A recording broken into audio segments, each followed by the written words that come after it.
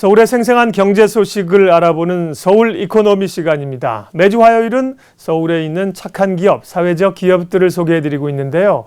오늘 만나볼 사회적 기업은 리드릭입니다. 리드릭이라는 회사는 어떤 회사일까? 김정열 대표님 오셨는데요. 이야기 풀어가도록 하겠습니다. 어서 오십시오. 예, 안녕하세요. 네. 예.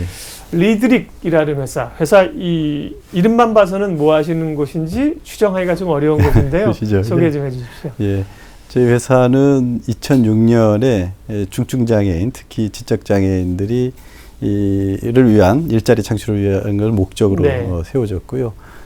사회적기업진흥법이 제정되면서 사회적 기업으로 인증을 2008년에 이제 받았고, 또 중증장애인들이 많이 고용되어 있기 때문에 중증장애인 생산품 시설로 인증을 받아서 지정을 받아서 지금까지 활동을 하고 있습니다.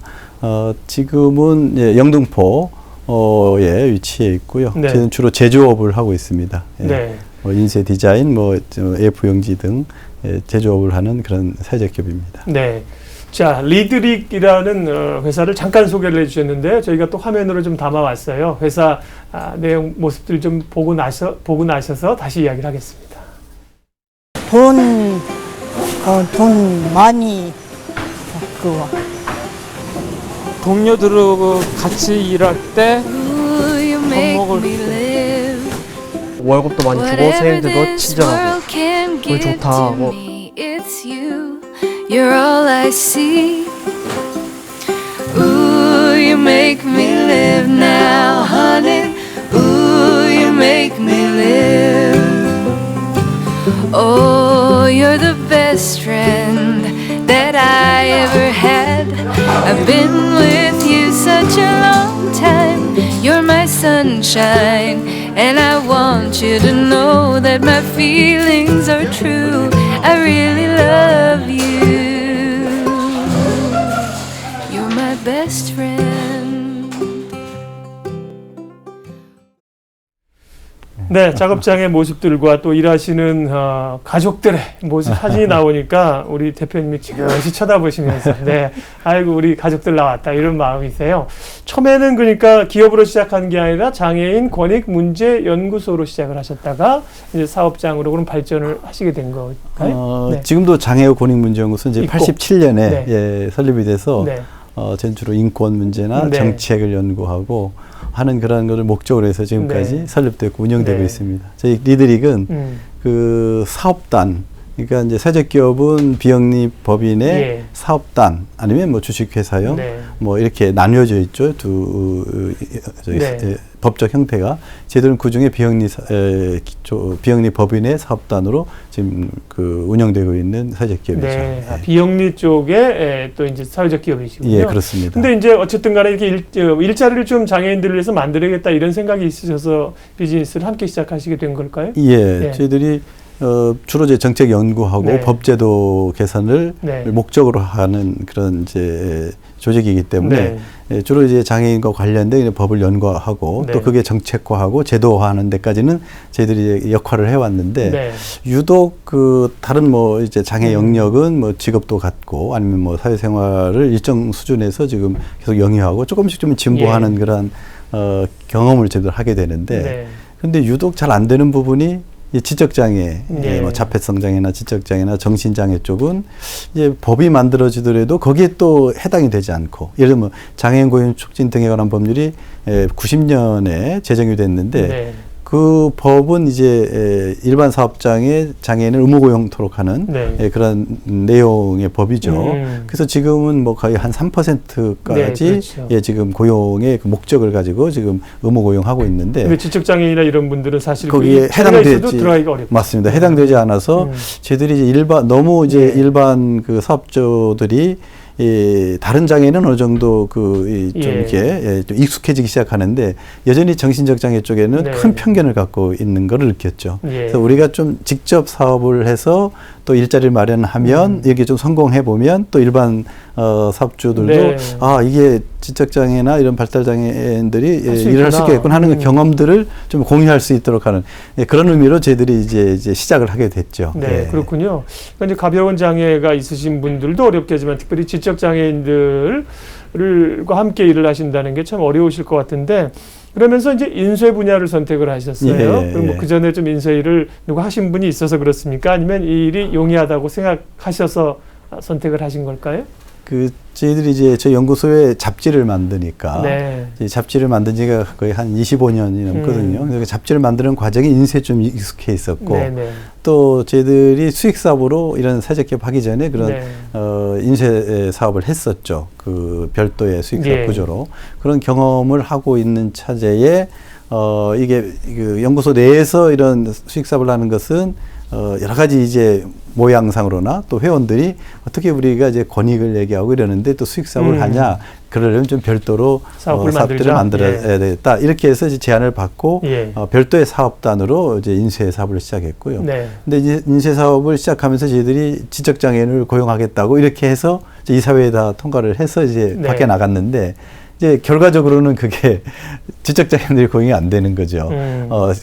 이제 수익이 어느 정도 인쇄라는 건 좀 비교적 수익이 좀 높은 업종이기 때문에 그 수익을 가지고 지적장애인을 고용하겠다 이러한 이제 아이디어 차원에서는 의미가 있었는데 실제적으로는 이제 고용 창출이 일어나지 않아서 굉장히 고민하던 차에 저도 뭐 그 지적장애인들이 일할 수 있는 아이템들을 좀 더 확보해 보자. 그래서 지금은 그래서 복사용지를 생산한다든지 DM 사업을 한다든지 하는 여러 형태의 지금 사업의 영역들을 좀 넓혀나가고 있습니다. 네.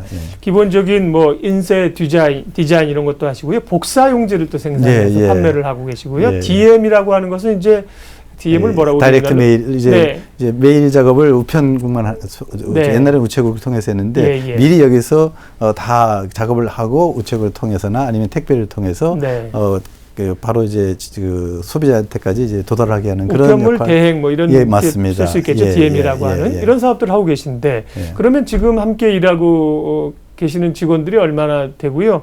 그 중에 또 지적 장애인들은 몇 분 정도 되세요?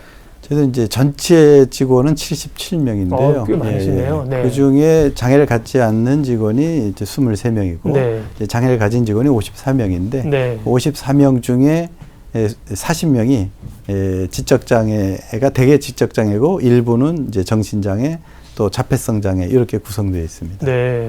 전체 직원 중에 이제 장애인이 3분의 2 정도 되시고, 그렇죠? 좀 그렇습니다. 비장애인은 3분의 1이고, 그 중에서 지적 장애인들이 참 많다는 게 더 특이하게 와닿습니다.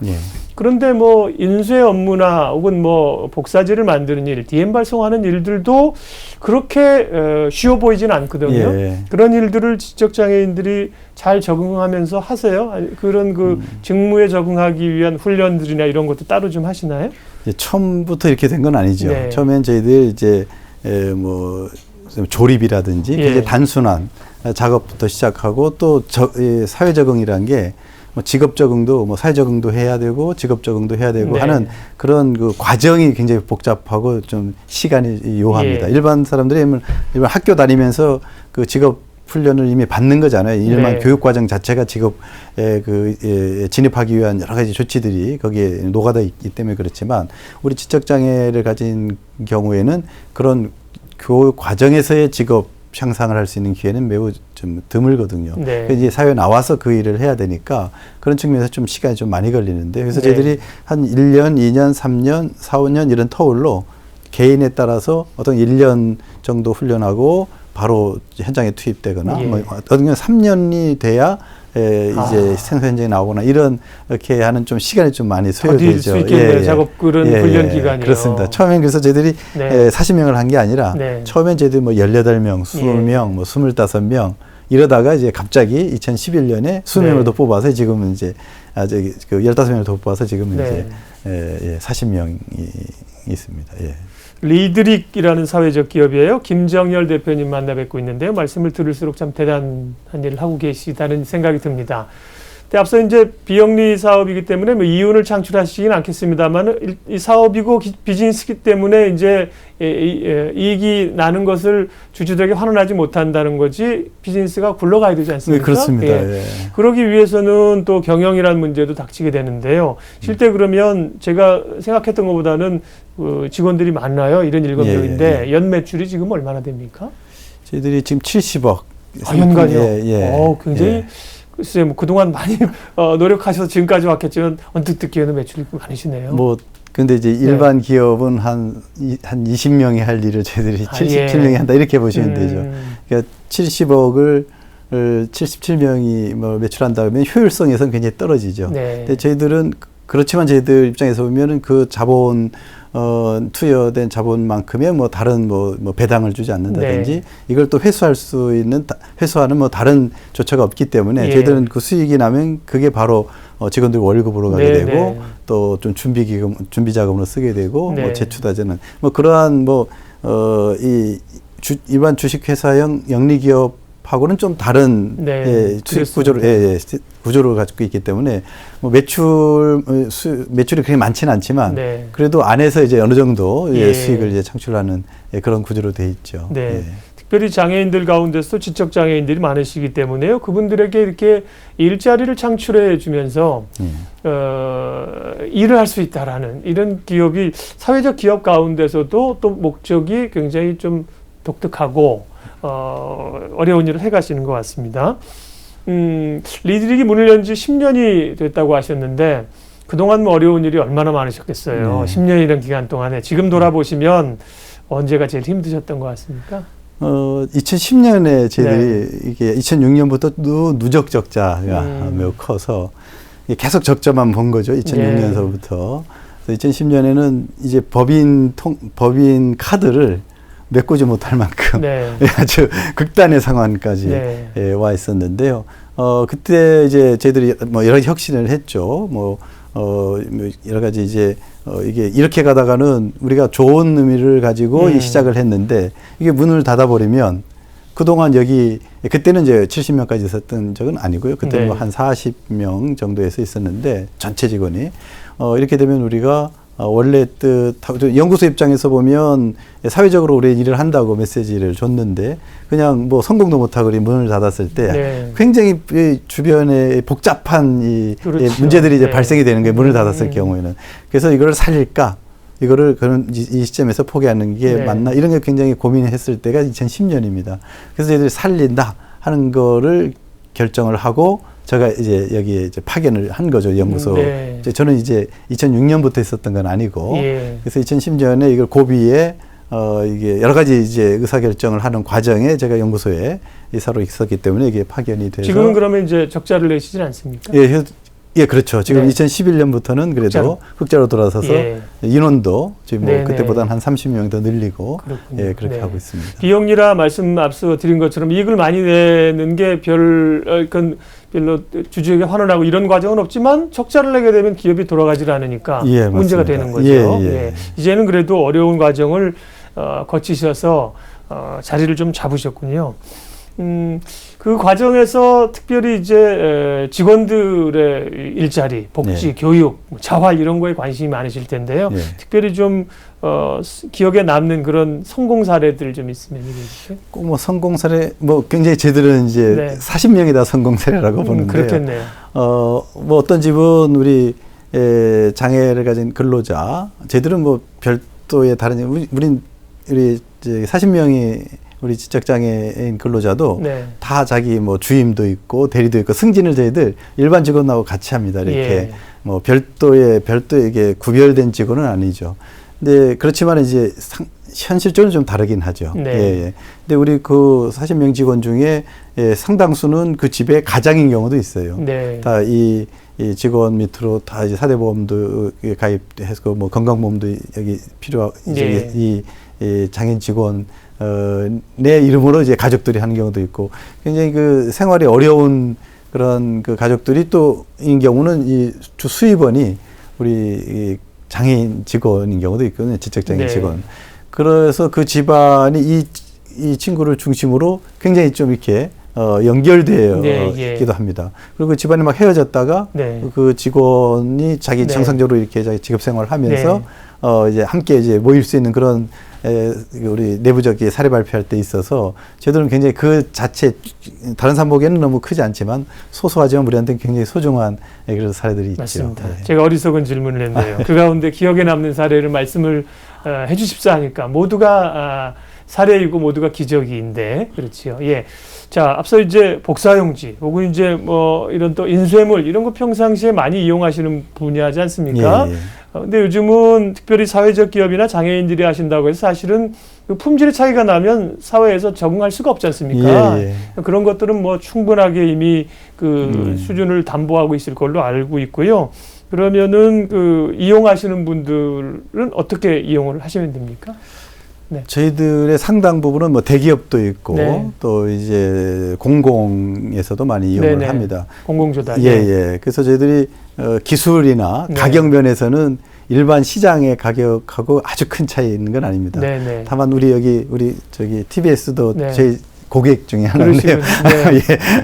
그래서 저희들이 품질이나 뭐 이런 그 기술력 이것은 크게 일반 시장에 비해서 뒤지진 않죠. 어떤 부분은 굉장히 저희들이 강점도 네. 많이 있고요. 그래서 저희 그 회사에 연락하시면 뭐 이렇게 기획에서부터 네. 여러 가지 이제 디자인 뭐 인쇄까지 토탈 서비스도 예. 해드리고요.